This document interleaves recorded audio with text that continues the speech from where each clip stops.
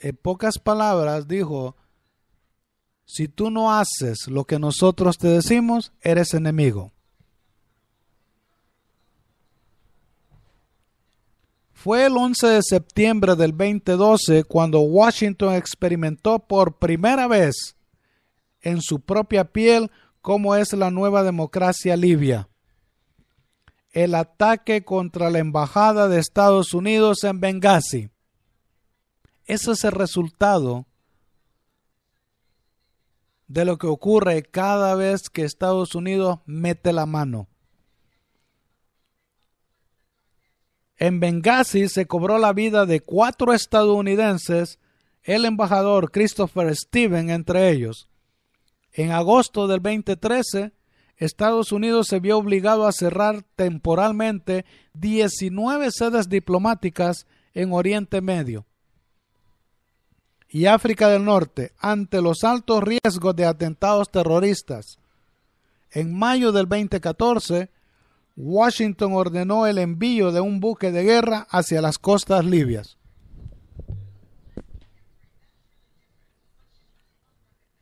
Y mira lo que dice Dmitry Rogozin, político y diplomático ruso.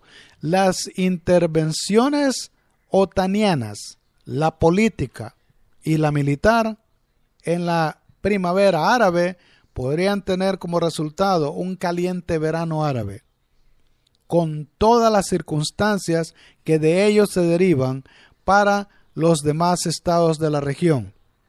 Hoy en día, el país árabe sigue sumergido en el caos. Tenemos otro ejemplo, Siria.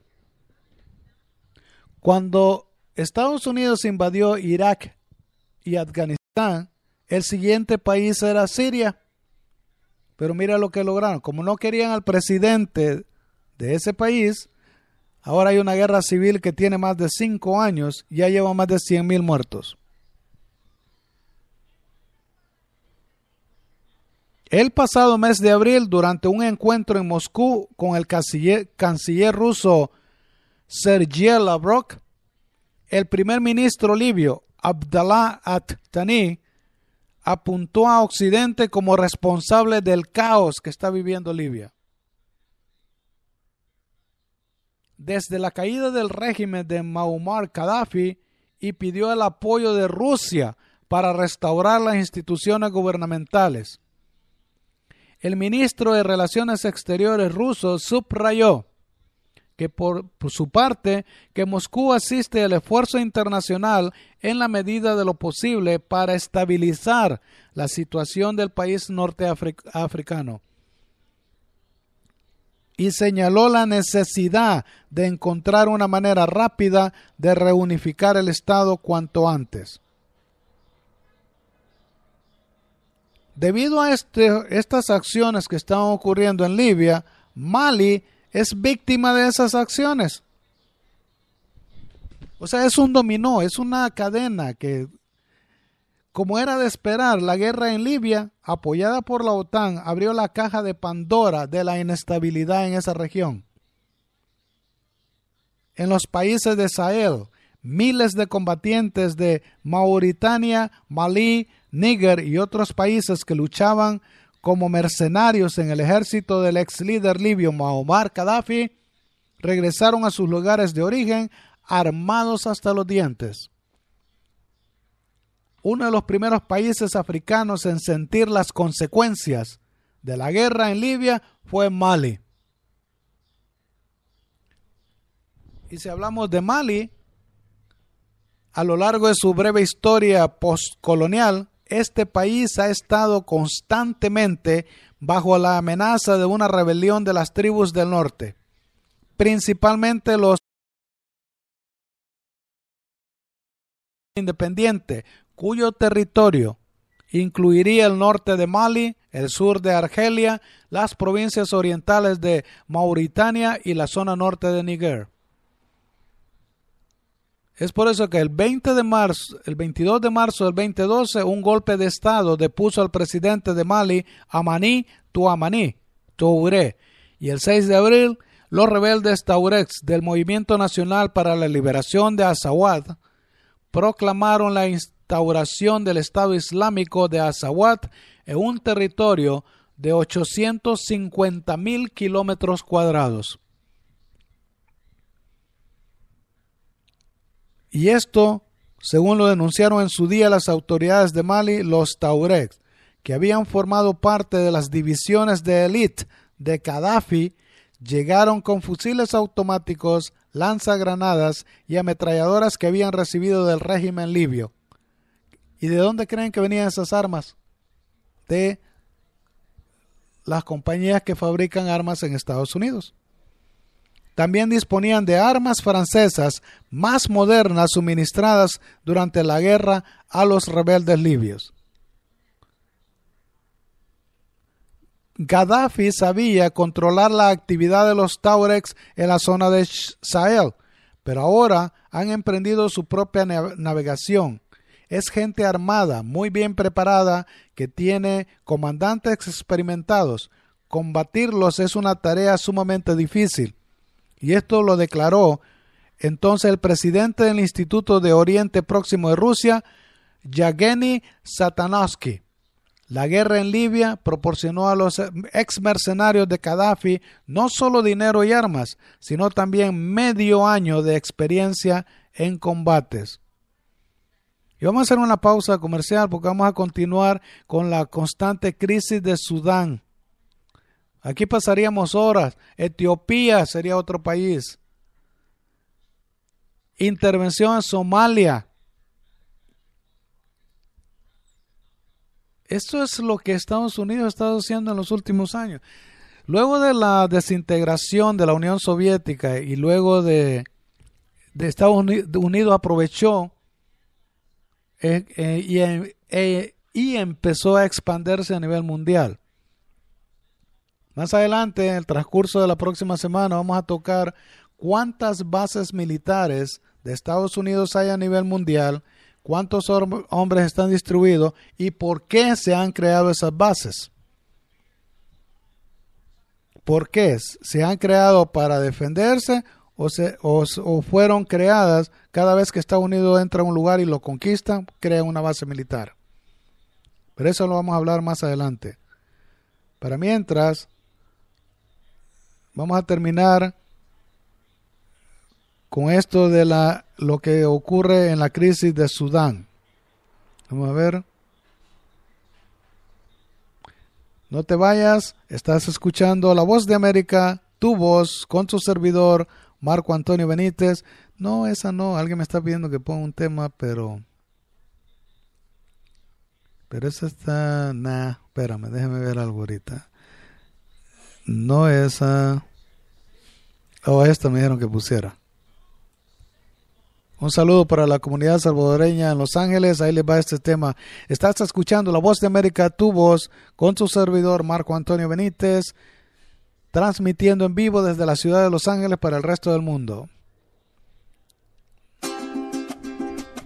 Orgulloso de ser salvadoreño, orgulloso de ser de mi país, orgulloso pues conozco su historia, la llevo en mi memoria y aquí en mi corazón.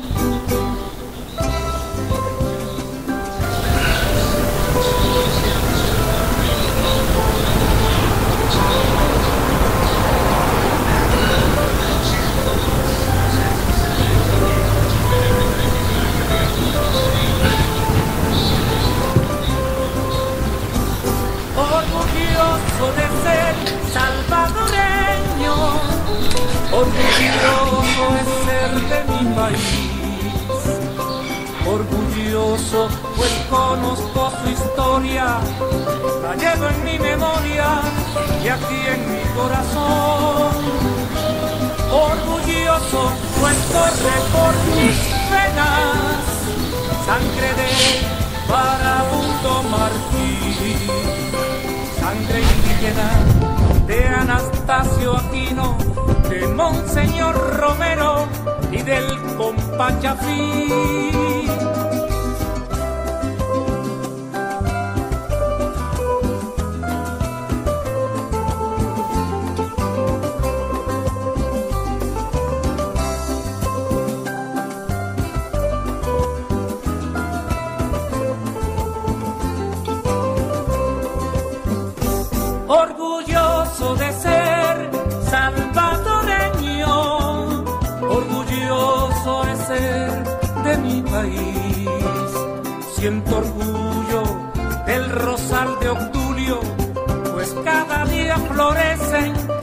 mártires de allí.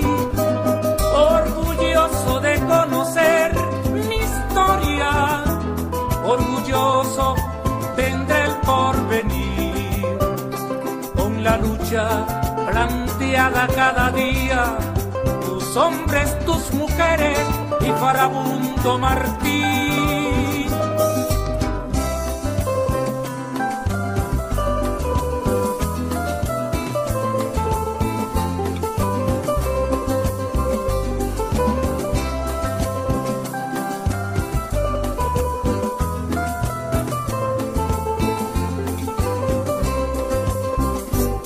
Orgulloso de ser salvadoreño, orgulloso de ser de mi país.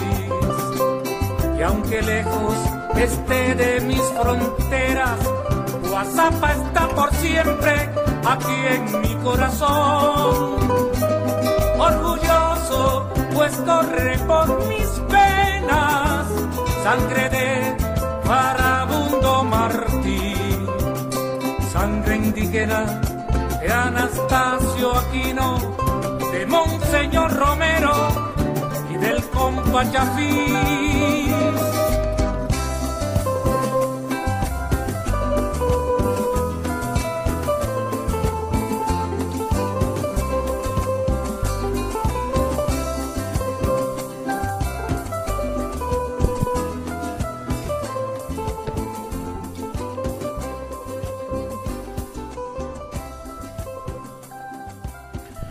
Muy buenos días, buenos días. Estás escuchando La Voz de América, tu voz, con tu servidor Marco Antonio Benítez, transmitiendo en vivo desde la ciudad de Los Ángeles para el resto del mundo. Estamos en un clima nublado en este momento, hay posibilidades de lluvia a partir de la noche y amanecer del viernes, pero está frillito, está chilly the day. Mira, un overturned car, La Vernet 210 East at Fruit. Espero que no haya habido muertos, si hay lesionados. Es una SUV que volcó. Ok, continuando con el tema, estamos hablando de divide y vencerás, lo que este país ha estado haciendo en los países africanos. Mira, a finales del 2012, estamos hablando de Mali, la escalada de violencia ocupado por grupos separatistas provocó una resolución de la ONU que autorizó el envío de una misión militar extranjera al país africano para restablecer la paz. Las tropas francesas fueron las primeras en llegar en enero del 2013. A pesar de las declaraciones del presidente Francois Hollande de que los militares franceses no lucharían en Mali más de un mes, la intervención militar en el país africano se prolongó hasta el 13 de julio del 2014. O sea, llegaron en enero 2013 y se estuvieron el 13 de julio del 2014. Y luego fue relevada por la operación Barkhane. Pero aquí viene la parte más interesante. A tenor de algunos expertos, en aquella ocasión se vivió una rivalidad entre Francia y Estados Unidos por el control sobre África postcolonial. Los franceses han estado en África, los ingleses también, ellos fueron los primeros. Ahora Estados Unidos quiere tomar control de eso. Debido a eso, llegó la constante crisis de Sudán. Y ahí te va la historia. Gracias a RT, gracias a Rusia TV, te vemos esta información, porque Estados Unidos en los medios locales, nacionales, no te lo van a decir. Las cadenas. ¿Por qué? Porque no les conviene a ellos.